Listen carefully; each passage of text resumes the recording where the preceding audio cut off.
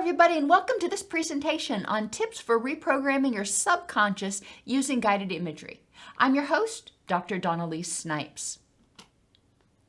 In this presentation, we're going to talk briefly about what guided imagery and self-hypnosis are and the benefits of them, when you might want to try using guided imagery or self-hypnosis, and some strategies that you might use if you want to experiment a little with these things before going fully into using them.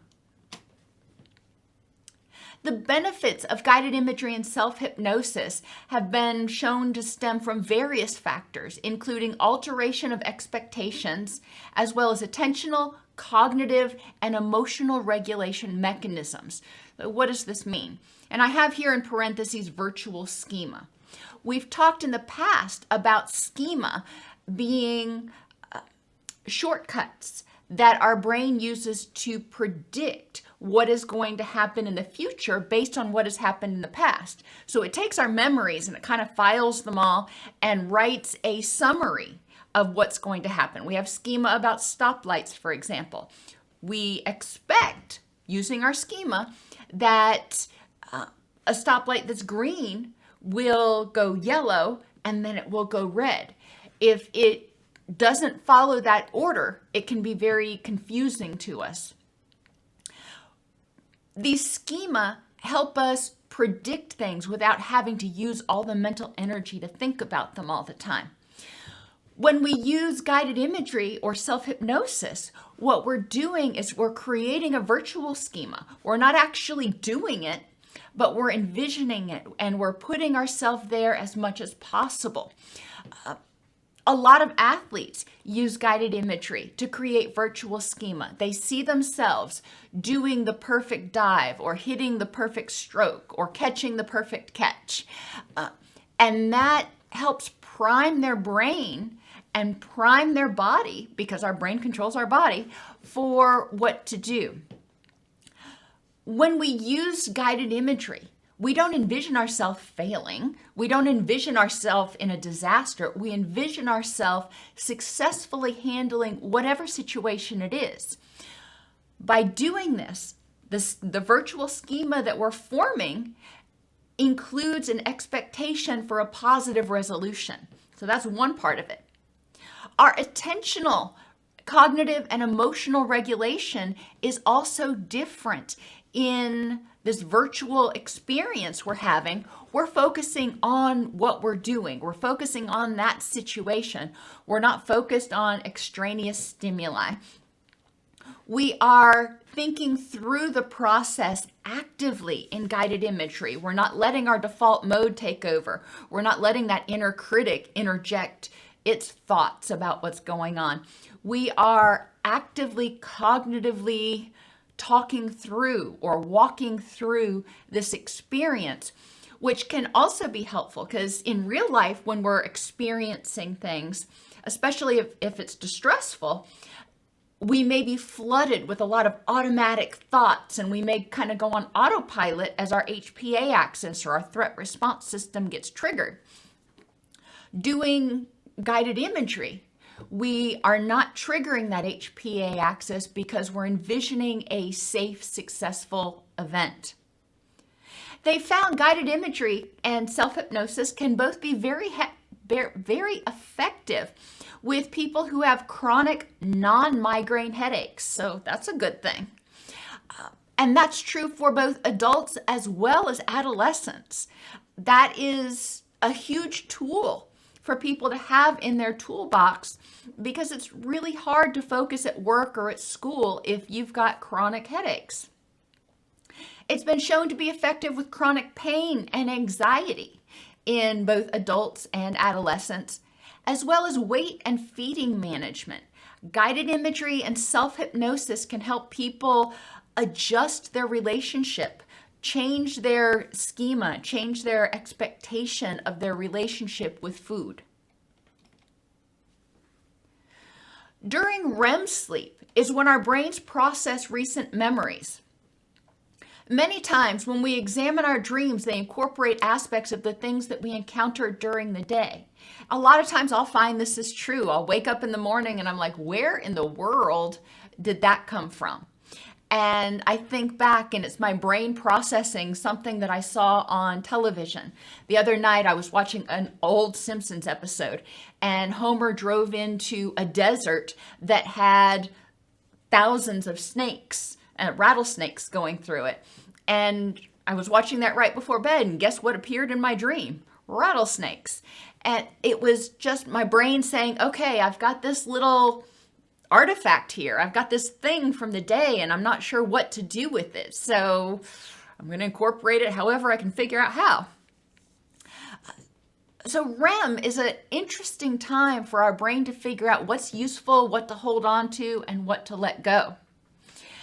Therefore, nighttime is a really great time right before you go to bed to program or to put information in the path of your memory so it can be integrated. The brain is getting ready to process all the stuff and the memories from the day. So let's just put all this stuff right on top of the pile so it gets processed first. Ideally, if you're trying to reprogram your subconscious, it should be the last thing you do before you go to sleep. After you've brushed your teeth and everything, you're getting ready to wind down, this is the last thing you do. Think of yourself as the CEO of your body. Hopefully that's how you think of yourself. And your subconscious is your manager. And the subconscious is going to help you anticipate what's going on and make sure everything runs smoothly. As the CEO, you need to tell it what to do. So before bed, you're going to review your goals for your rich and meaningful life. In business, we call this the dashboard. And if you've worked in organizations and management at all, you know that at the beginning of every fiscal year, you create a dashboard. You create goals for what you expect to accomplish.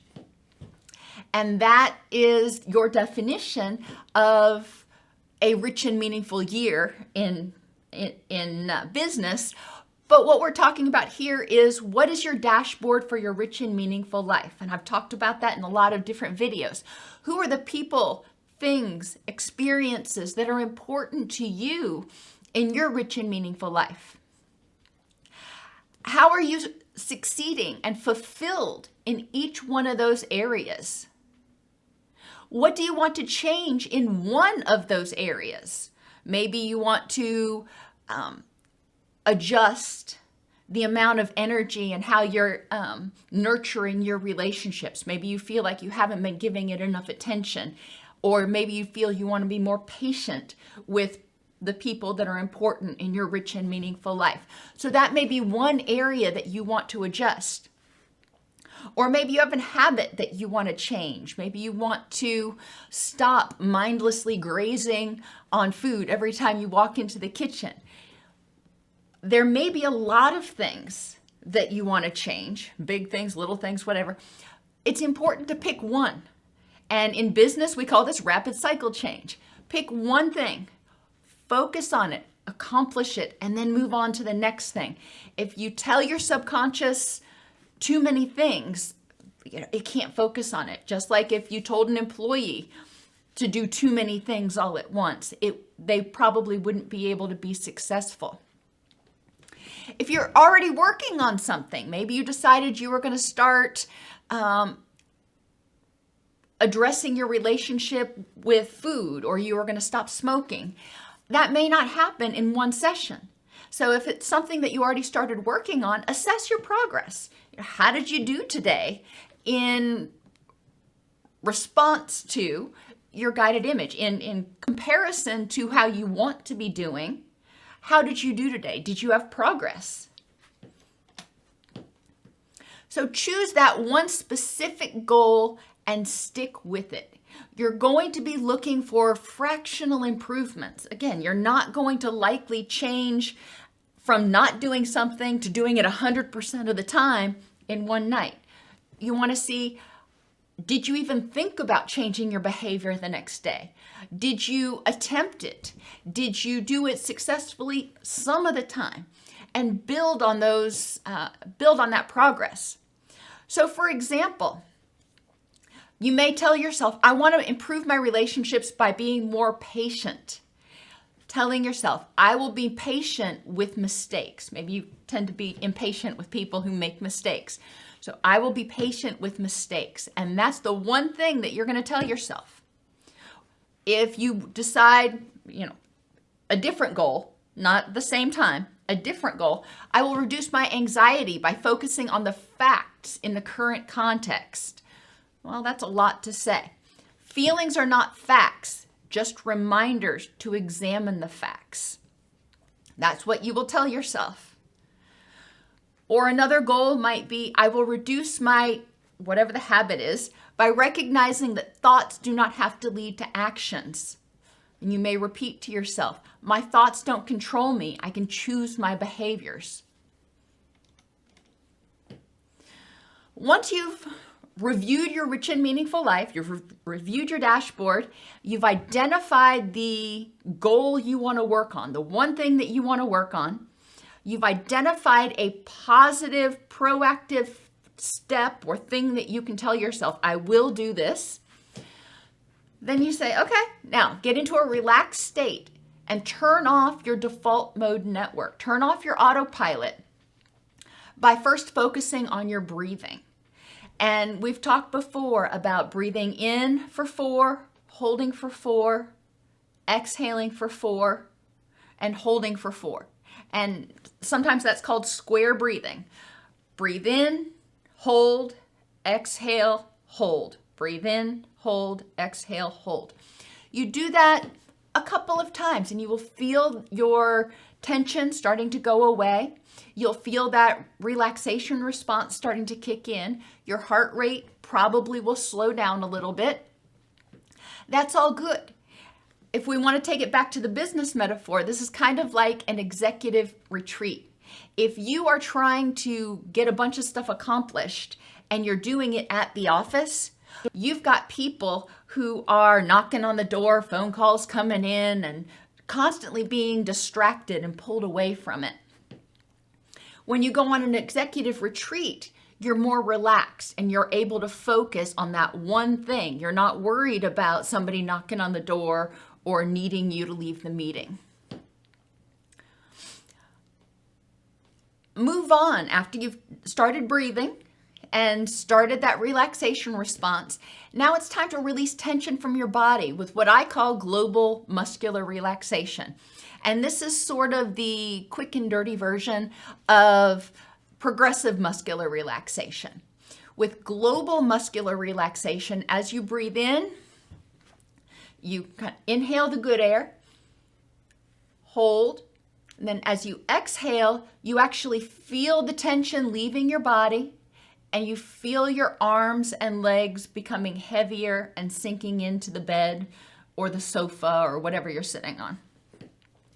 Do that 3 or 4 times. You want to feel yourself getting progressively more relaxed.